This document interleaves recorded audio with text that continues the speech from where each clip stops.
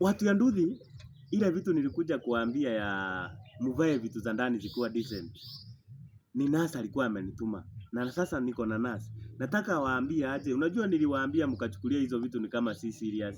Hiyo kakitu ya ndani mnavaa inakaa matambara, vest zimeisha, boxers zimeisha, wanachoka, ati wanastuliwa na hizo vitu hata kuliko mahali umeanguka.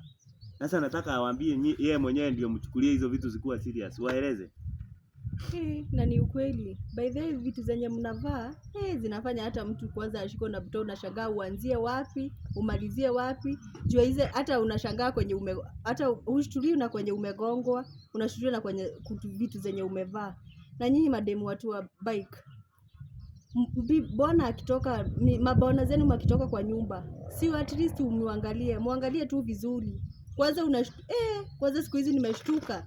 Venye mtu anakuja amegongwa, hizo manini zao, hizo mavesti zao, maboxer zao.